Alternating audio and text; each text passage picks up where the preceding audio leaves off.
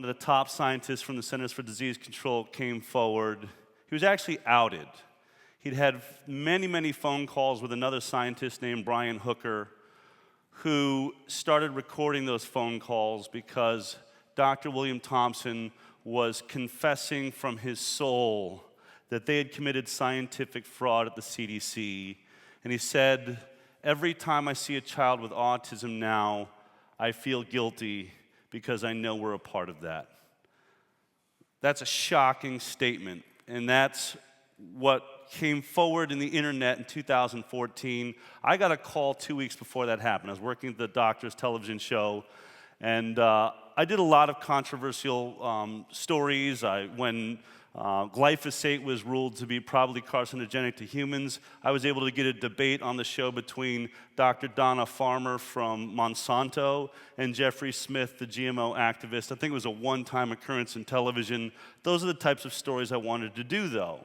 Because I did stories like that, I always had contacts sort of on the other side. I mean, I also celebrated the best that medicine has to offer, best surgeries, new techniques, things like that. But I got a call from one of these doctors, and he said, "Del, remember when you told me that, you were on the fence about the vaccine autism connection, but if anything big was going to happen to let you know?" I said, "Yeah." He said, "Well, in 2 weeks, a top scientist from the CDC is going to come forward and say that they committed scientific fraud in the MMR study, the measles, mumps, rubella study, and they know it's causing autism." That's a gigantic story. That's the biggest medical story of my lifetime. I wasn't able to do that story because I work in television. Television, especially a show about medicine, is sponsored by pharmaceutical industry, by the CDC. The CDC was very good friends of the show. But I thought, you know what? In 2 weeks, when this story really breaks, all of the major news stations are going to cover it. MSNBC will cover it, CNN, Fox. It'll explode. I mean, this is the biggest story of our time. And then maybe I can sort of do our angle on it and get in there and tell the story myself. 2 weeks came, story came out, crickets. Now, what's shocking about that is I think we'd all assumed, especially me, that I'd assumed that news had become infotainment. News had become a profitable business, which was a real strike against it ever telling us the truth again. But at least I assumed, you know what, we sell stories because they make money. This is a story that could have brought newspapers back on the stand. We could have gotten the New York Times out of being in Chapter 11. Every single newspaper, if they did what they were supposed to do, like when we hear stories about Watergate, you send down your best reporters to say, if this is what's being admitted at the CDC, imagine what would happen if we dig down there. That'd be an amazing story. You would think every journalist in the country would want a piece of that story. No. Or maybe we just tell the story, maybe we tell the safer story. Let's get into Dr. William Thompson's crazy, he's a lunatic, he's trying to blackmail everybody at the CDC and cause problems there. That'll sell papers, that'll sell news, people will be riveted to their televisions. We didn't get that story either. And that's when I realized this thing is gigantic. When we don't tell any story at all, think about it.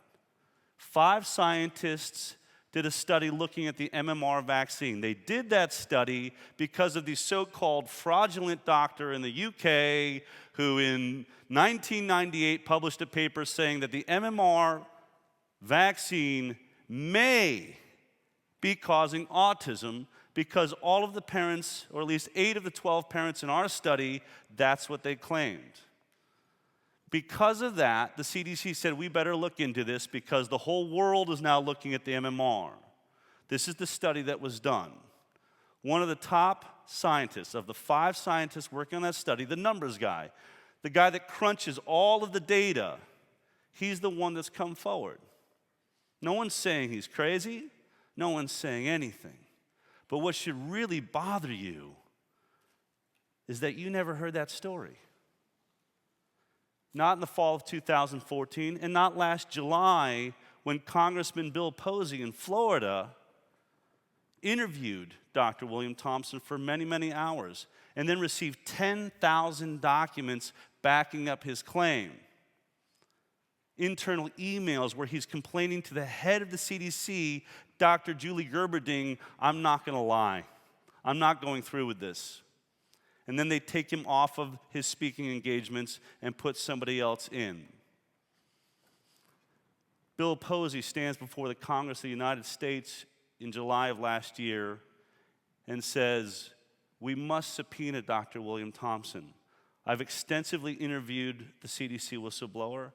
I have scientific bodies looking through the 10,000 documents, and these claims are very real and very serious. The American public is depending on us to tell them the truth. Please, I beg, I implore you, subpoena Dr. William Thompson. It's been 2 years since Thompson came forward. Not only has the Congress not done its job, most of you never heard, not in any of your news, not in Democracy Now!, not on MSNBC, not on Fox, not on CNN. None of you heard that one of our sitting congressmen stood before the Congress of the United States saying, our children are being put in harm's way, and we need to subpoena this man. We need to subpoena the other 4 scientists and everybody that worked at the CDC that was involved, because children are developing autism at an alarming rate. It is the biggest crisis of our lifetime. We've gone from 1 in 10,000 in the 1970s to 1 in 45 children today. Many people looking at it believe that's the overall 1 in 45 of all kids 0 to 18. So that means likely 1 in 25 children born this year are going to end up on the autism spectrum. In our film, MIT scientist Stephanie Seneff has graphed the numbers. It's an exponential curve. If something doesn't stop it, 1 in 2 children will be diagnosed with autism in 2032, 80% of the boys. This is a national security issue. This is the end of a standing army. This is the end of American exceptionalism, and all they want to talk about on the news is measles. Measles. 644 cases in 2014. Everyone lit their hair on fire. 150 people at Disneyland got the measles. Oh my God, it's a crisis. It's spreading like wildfire. The worst outbreak in 2014, 644 cases out of 320-something million people.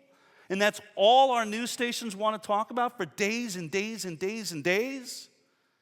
By the way, that's 0.0000002% of our society got the measles in the worst epidemic we'd seen in a decade. That's a 0 in any math class in the universe. So what's happening? What is going on with our media? That is the most terrifying part of this journey for me, was not that I was doing a story, a crisis about illness in the children of America and the world. What I realized is our democracy has an illness. Freedom is hanging in the balance. In the middle of all this, SB 277 here in California, mandating that all children have to be vaccinated in order to go to school. Passed, went into effect July 1st, and now essentially in California, where we all take herbs and go to conventions and burn incense and want wheatgrass and label GMOs and all of these issues, somehow we all sat around and watched the government hand our children, actually take control of our children. Essentially, the government now owns my kids if I want to educate them. And they're going to be able to inject them with whatever they want, whenever they want, however they want. And there's nothing I can say about it as a parent. And by the way, they're looking at trying to go after the homeschoolers too, which will be the last little group. So I wish I could be as positive as David is and all the people that you're seeing speaking. But what I want to ask you is, what are you doing here? What are we doing here? Are we here to find the next herbal supplement that makes us feel better? Are we trying to take care of our family and feed them better, get information on how to help raise them better?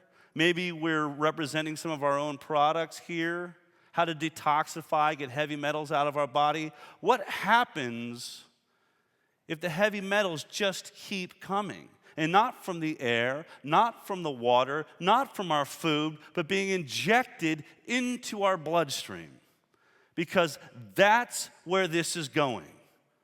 I am here to tell you this issue is not about 3% of the unvaccinated children in California or 3% of the unvaccinated children in all of the United States.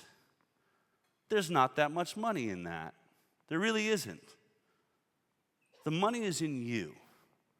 And if you're sitting there thinking, well, I don't have children, so this isn't my issue, or I vaccinated my children and I got lucky that they're doing fine, or for whatever reason you're thinking, you know what, it just kind of bums me out to think about vaccines, so I'm just letting it go. I want to tell you they are coming for you. And they're coming fast. Okay? You know how I know that? I'm a journalist.